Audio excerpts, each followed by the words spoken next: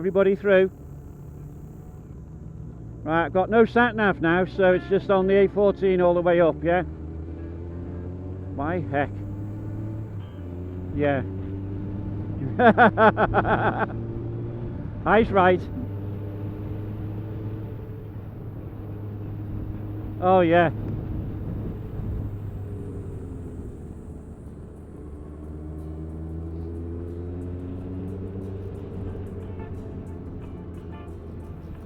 I saw the sign there saying Mountain Road closing shortly, so, and it says Victory Cafe on that sign as well, which is where we're going to.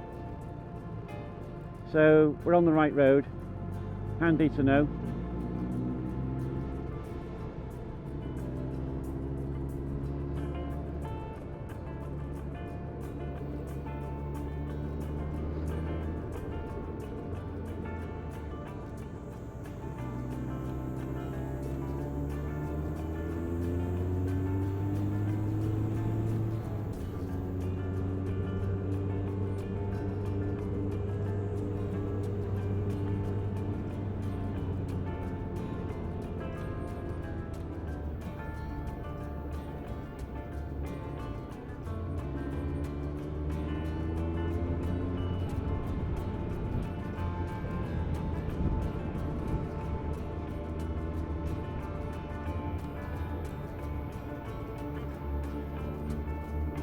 Bit of water up here.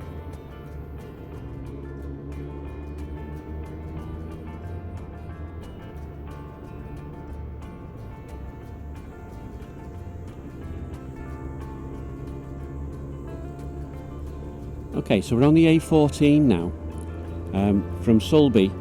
So basically we turn right at Sulby Methodist Church, and now we're heading up to the Bungalow. A little bit tricky this. I was trying to work out a route on Google to go from Bradden Bridge. Cattle grid coming up. Over the hills or mountains as it might be here. To Ballock, then ride along the circuit to Sulby and then head up to the Bungalow.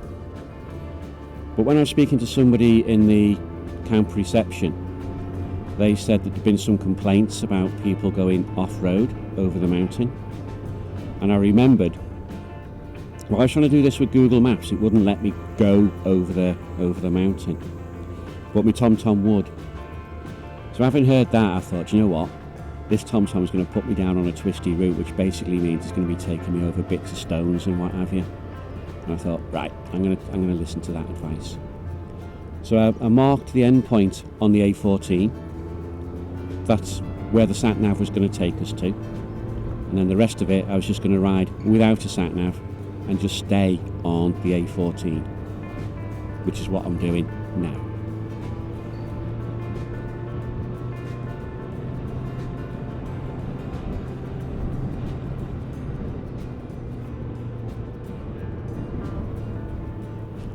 At the end of this road, when we get to where we're going, there's a cafe. And you've seen there's been some signs on the way that says it's the Victory Cafe. And it's got a statue of Joey Dunlop, who at the time we were going up was the joint record holder for the most number of Isle of Man TT wins. As well? Yeah.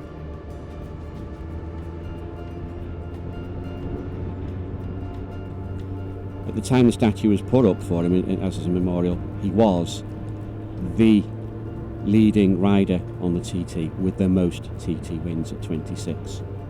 Yeah, it's a lovely road, isn't it? And this was equalled by his nephew, Michael Dunlop. Hopefully today we're going to see Michael Dunlop go beyond it and set a new record, a new all-time record for the TT.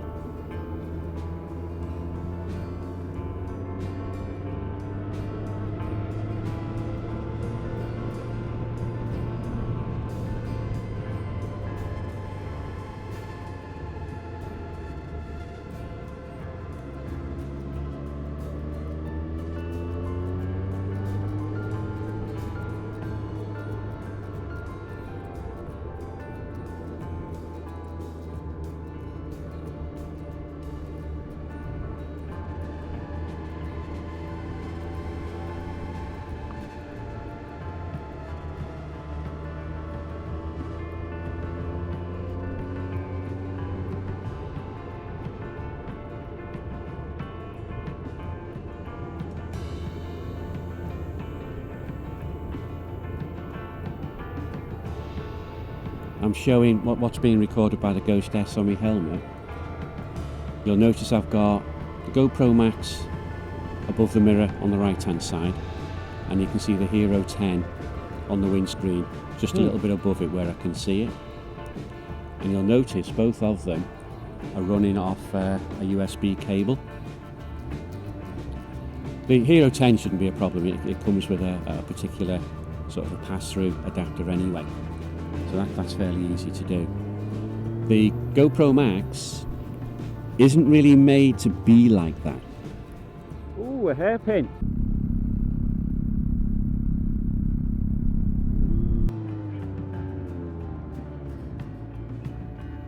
Oh, you just know when you're fucked up, don't you?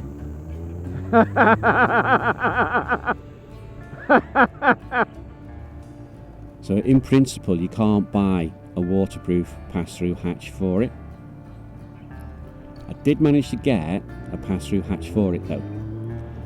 There was one that was for sale some time ago when I first got this camera, but they stopped selling it. This is another version that's being sold. It cost me about £15 or something like that, I think. It's a fairly neat fit, so I would imagine if it's a little bit rainy it would be waterproof enough. It's not waterproof enough to throw it in a bucket of water though, so I'm not going to be doing things like that. I'd probably not even use it if it was rainy, especially not in torrential rain. It's awful stuff sometimes, and it gets pressed into a camera by wind speed apart from anything else. But under these circumstances I can run that GoPro camera all day long without having to swap batteries over on it. The Hero 10 is where it is because I can see that it's still recording. If for whatever reason it stops recording, I'll know about it, and I've got the option to stop and fix it if I wanted to. But we can't be far off, can we? Because those are the highest points on the island, those masts, aren't they? I think so. Motorbike parking only at the Victory Cafe. Okay.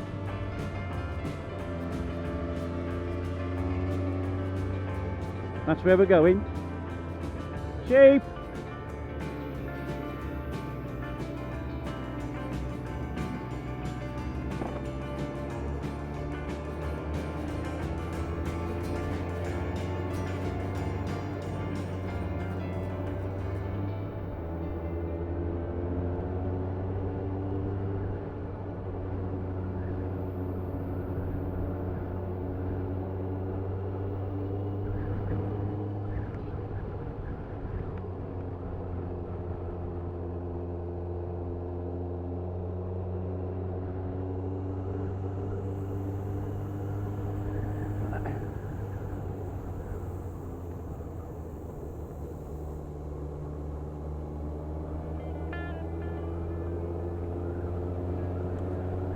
Gotta admit, it is cold.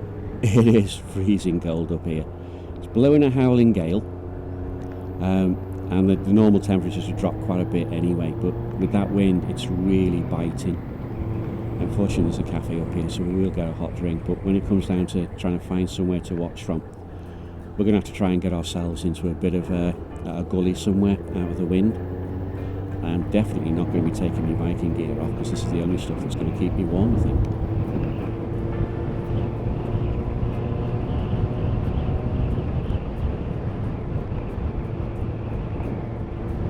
Aye, it is, isn't it? I'm alright inside my biking gear though. Find me a spot in the sunshine and out the wind and I'll be fine.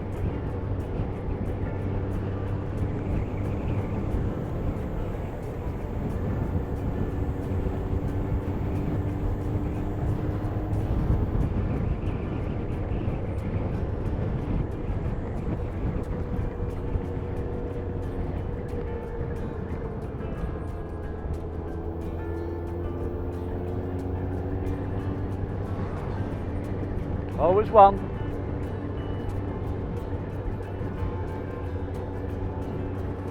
But at least I know I'm on the right road. We're about here as it happens, to be fair.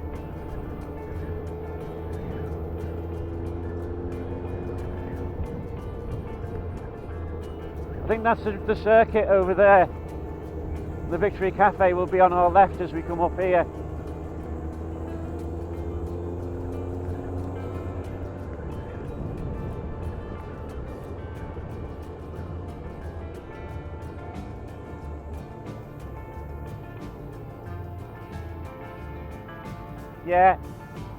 Yeah, we're at the right place. That's fine. We just need to park now without going onto the circuit.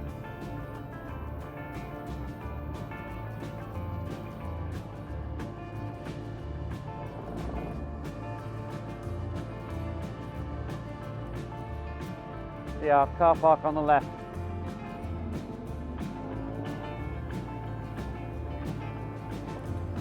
There is another road off to my right that goes back to Bradden Bridge. So I think I could possibly have got to that spot from Bradden Bridge, but then we wouldn't have had access to the cafe. And I was thinking, might be a bit cold up there today.